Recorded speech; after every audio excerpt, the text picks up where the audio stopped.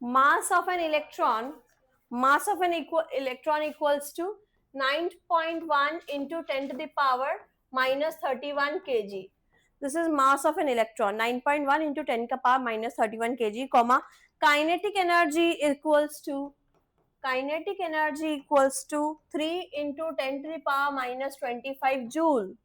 This is kinetic energy. Calculate wavelength.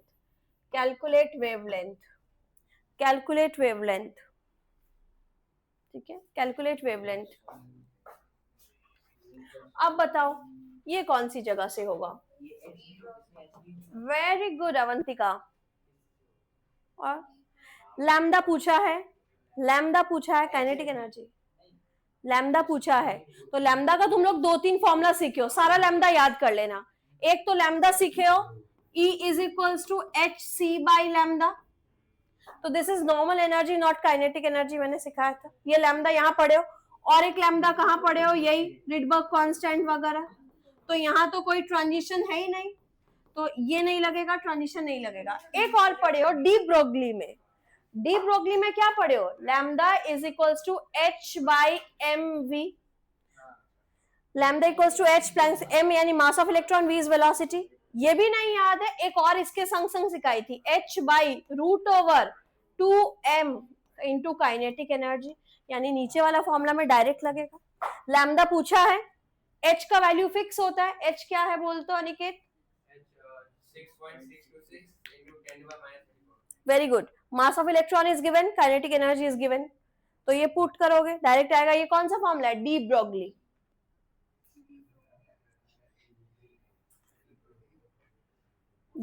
Just put that's it, खत्म. Next question. Next bracket में लिखो de Broglie, नहीं तो याद नहीं होगा. फॉर्मूला लिखो, ब्रैकेट में लिखो डी ब्रोगली. नेक्स्ट लिखो, लिखो first orbit in hydrogen atom, first orbit in hydrogen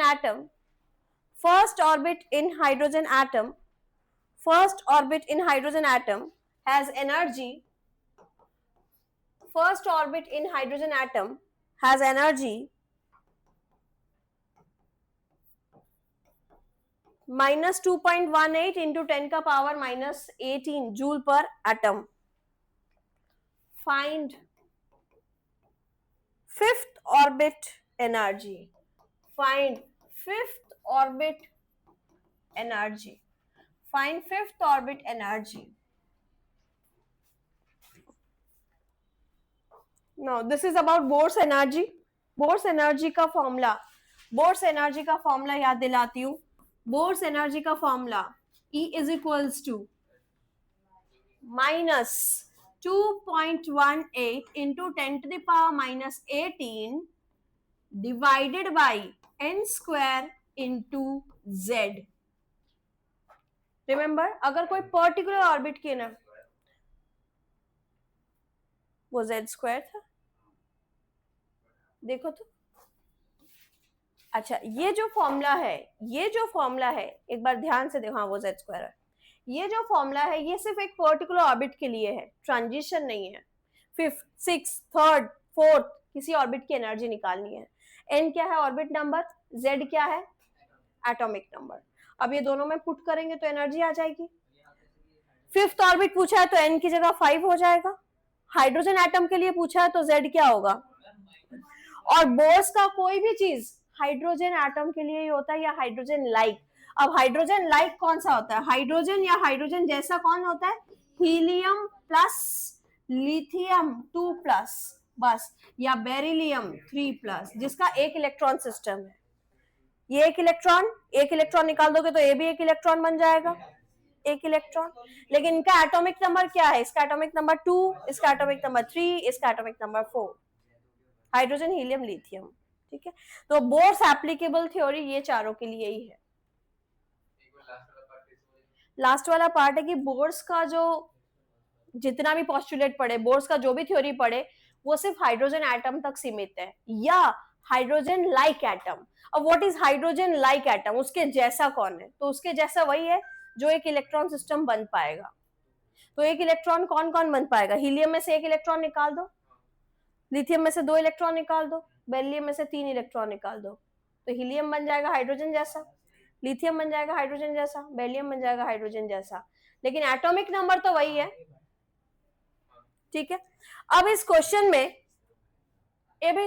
में एक डायरेक्ट तरीका भी है करने का, एक डायरेक्ट तरीका भी है करने का। वो कैसा है? अगर कोई भी ऑर्बिट की एनर्जी निकालनी है फर्स्ट ऑर्बिट को देखते हुए, तो उसका रूल है E1 into 1/n²। Formula ultimately वही जा रहा है, E1 मतलब फर्स्ट एनर्जी की इंटू 1/n²। ठीक है, ये डायरेक्ट फॉर्मूला है, बट हम लोग को वो तो याद ही है।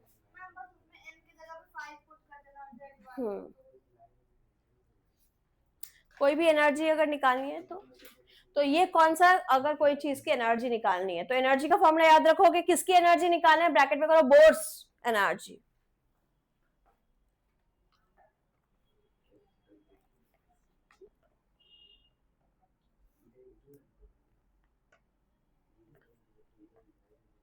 नेक्स्ट क्वेश्चन लिखो, how much energy is required, how much energy, एक बार में बताऊंगी लास्ट में बैक पेज पे, how much energy is required, how much energy is required, how much energy is required, कितनी एनर्जी चाहिए टू आयोनाइज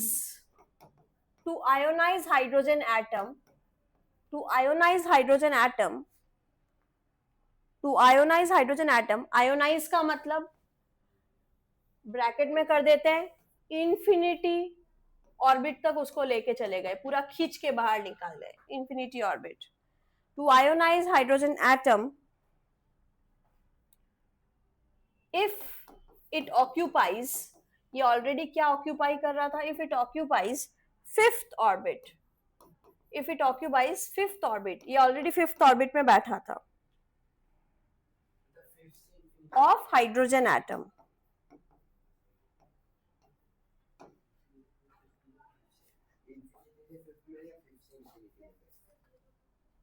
अब सुनो, इलेक्ट्रॉन कहां बैठा है? फिफ्थ ऑर्बिट में। उसको आयोनाइज करना है, यानी उस इलेक्ट्रॉन को फिर खींचना है, कहां तक लेके जाना है? इंफिनिटी ऑर्बिट तक। चाहे वो फर्स्ट है तो भी उसको फिफ्थ तक इंफिनिटी। आयोनाइज मतलब उस इलेक्ट्रॉन को बस उखाड़ दो। अब उखाड़ के कहां जा रहा है वो दिख भी नहीं रहा है, तो दिख भी नहीं रहा है तो वो इंफिनिटी ऑर्बिट में ही जा रहा है। उस इलेक्ट्रॉन को बाहर निकाल दो, just pull that electron. Now this is a transition, तो this is a transition means we have to put delta E. तो delta E is equals to plus 2.18 into 10 to the power minus 18 plus 2.18 into 10 to the power minus 18 bracket में, एक minute, 1/n1² minus 1/n2² into z² joule पर atom. ये energy का transition है, ये energy का transition है। अभी जो किए वो कौन सा पूछा था? एक पर्टिकुलर ऑर्बिट की एनर्जी पूछी थी, फिफ्थ ऑर्बिट, थर्ड ऑर्बिट, लेकिन यहां तो एक से दूसरे जगह लेके जा रहा है, चेंज हो रहा है, तो चेंज में डेल्टा ई पुट करेंगे, नॉट ई। दो एनर्जी का फॉर्मूला है, तो delta E is equals to, इसको भी रिडबर्ग कांस्टेंट बोलते हैं निकेत, तो ये रिडबर्ग कांस्टेंट का वैल्यू आर। अब बताओ कहां से कहां तक लेके गया है? ये है जहां से खींचा जहां तक गया, फिफ्थ से इंफिनिटी। अब ये 0 हो गया, यानी डेल्टा ई का वैल्यू क्या आया? 1/5 मतलब 1r/25। मैं यहाँ पे आर छोड़ दी हूँ, आर कर सकते हो, ठीक है, लिख लो।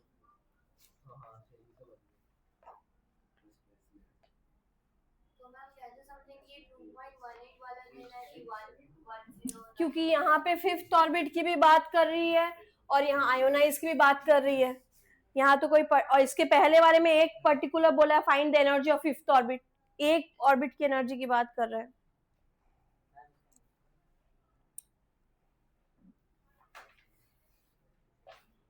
नेक्स्ट लिखो, अब बताना कौन सी बोल रहा है, ट्रांजिशन बोल रहा है या पर्टिकुलर एनर्जी बोल रहा है? Write down.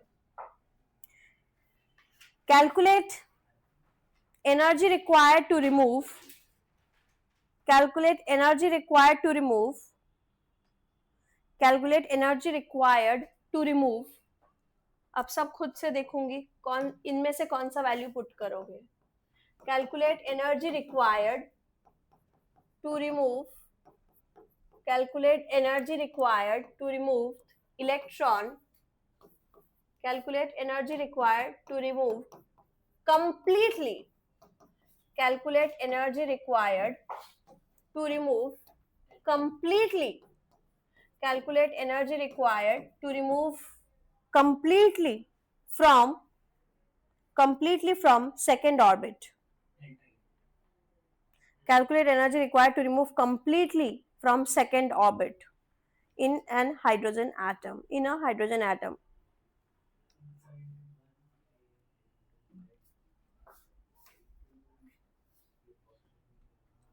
ठीक है, अब बताओ कौन सी फॉर्मूला पुट करोगे. फॉर्मूला 1 इज करेक्ट और formula 2 is correct for this question, क्योंकि डेल्टा ई. Very good. तो मनप्रीत बताओ इधर n1 क्या होगा, n2 क्या होगा, कहां से स्टार्ट किया कहां एंड किया. सेकेंड ऑर्बिट, यानी ये 2 का स्क्वायर होगा. और कहां तक लेके गए, कहां रिमूव करके कहां लेके गया है. हाइड्रोजन एटम में तो बात कर रहे हैं. z का वैल्यू 1 होगा हाइड्रोजन के लिए.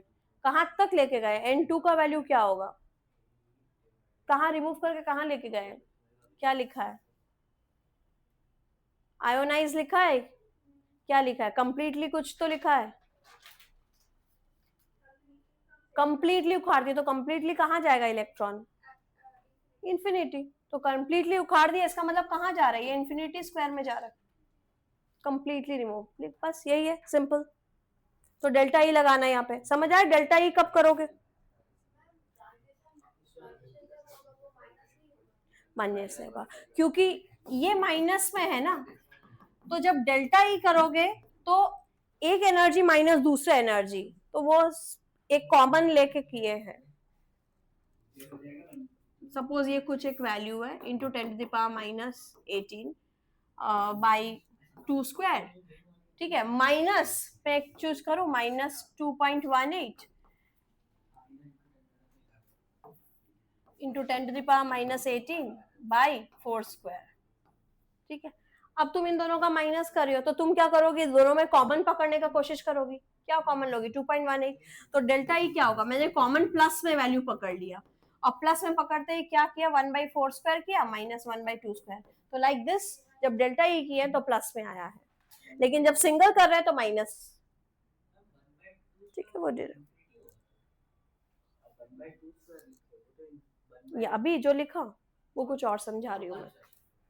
Next, which of the following are isoelectronic, which of the following are isoelectronic, which of the following are isoelectronic, which of the following are isoelectronic, which of the following are isoelectronic, which of the following are isoelectronic.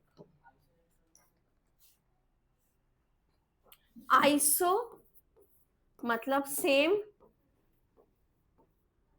Number, electronic का मतलब हो गया electrons. इनमें से किसका किसका electrons का value same to same है, एक करके बता देती हूँ. सोडियम का एटॉमिक नंबर क्या होता है, 11 से -1 करो तो कितना होता है, यानी ये 10 इलेक्ट्रॉन है. ठीक है, पोटेशियम का एटॉमिक नंबर 19 से -1 करो, यानी ये 18 इलेक्ट्रॉन है. यानी ये लोग दोनों आइसो इलेक्ट्रॉनिक नहीं है. वैसे सबके इलेक्ट्रॉन्स निकालो और देखो सब लोग कौन से सेम टू सेम आ रहे इलेक्ट्रॉन. अगर ऊपर पावर प्लस में है तो माइनस कर देना उतना ही, और ऊपर माइनस है तो उतना ही ऐड कर देना इलेक्ट्रॉन्स के लिए. देखिए उत्कर्ष निकालो सबका, Na+ का कितना इलेक्ट्रॉन्स है, एटॉमिक नंबर याद नहीं है, 130 तक पढ़ने वाला, 120 ये भी याद नहीं है, 1 से 30.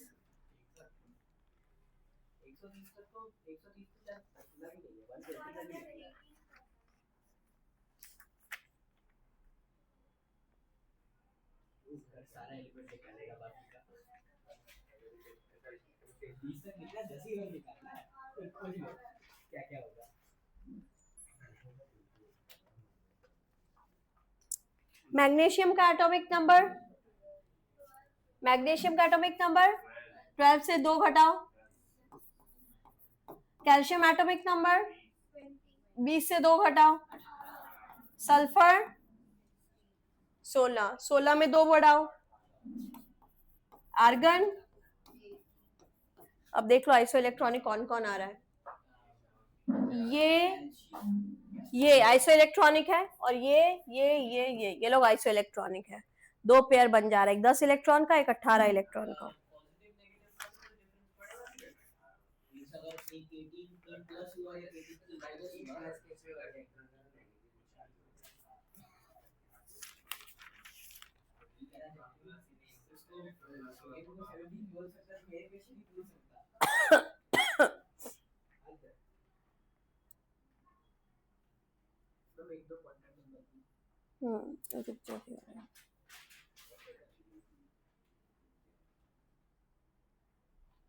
Which of the following transition would have which of the following transition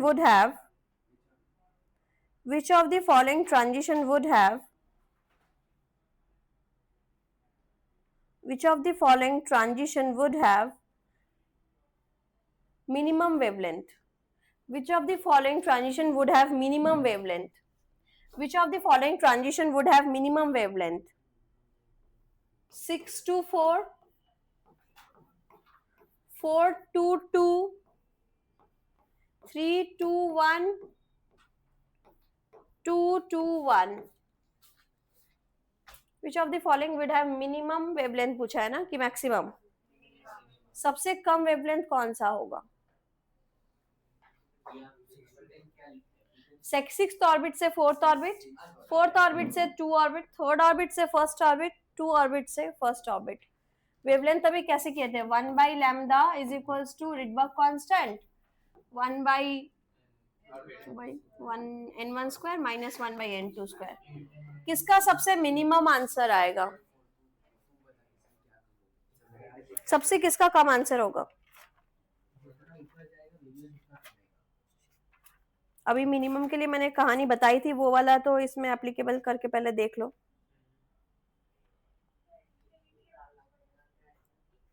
सबसे पहले मैंने तुम लोग को भी एक तो बात कहा था, मिनिमम वेवलेंथ के लिए मतलब मैक्सिमम ट्रांजिशन होना पड़ेगा। मैक्सिमम ट्रांजिशन मतलब ये तो पहले ही आउट है, 2 से 1 सबसे लीस्ट, तो डी तो आउट हो गया। अब ए बी सी में से एक देखना है, दोनों में 6 से 4, 4 से 2, 2 यानी 2 का घर जंप कर रहा है, तो 2 का घर अगर जंप कर रहा है तो देखना पड़ेगा क्या लैम्डा का वैल्यू ये होगा। तो देखो लैम्डा का वैल्यू तभी सबसे ज्यादा मिनिमम आएगा जब यहां का वैल्यू ग्रेटर ग्रेटर रहेगा।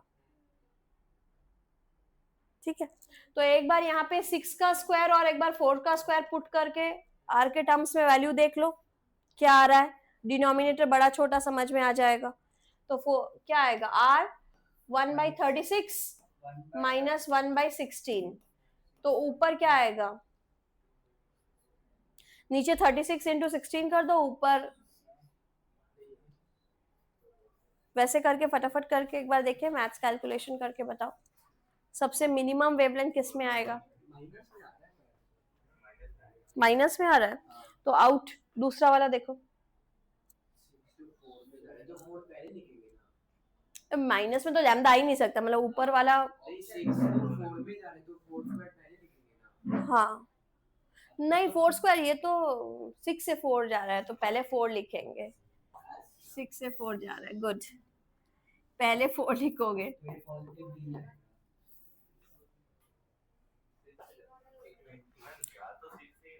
6 to 4, 6 to 4, 4 to 2, 6 से 4 यानी 4 में आ रहा है, तो लाइमन बलमान में तो सब आ रहा है। एमिशन स्पेक्ट्रा पढ़े हो ना, लाइमन मतलब 1 में आ रहा है, 2 से 1, 3 से 1, 4 से 1, तो 6 to 4 यानी 4 में आ रहा है, ये ब्रैकेट सीरीज हो गया। 6 to 2 यानी बालमार सीरीज हो गया, 3 से 1 यानी लाइमन सीरीज हो गया।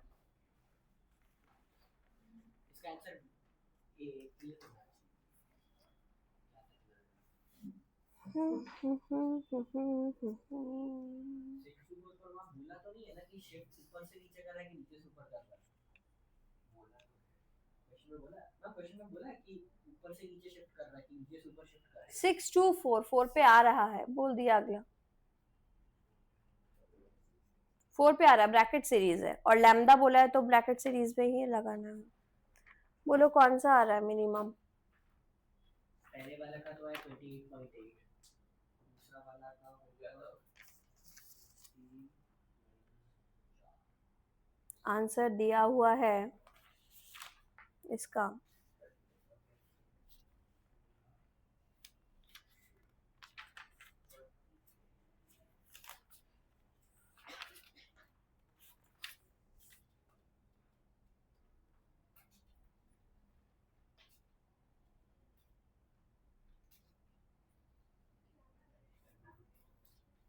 Hello hello hello hello hello.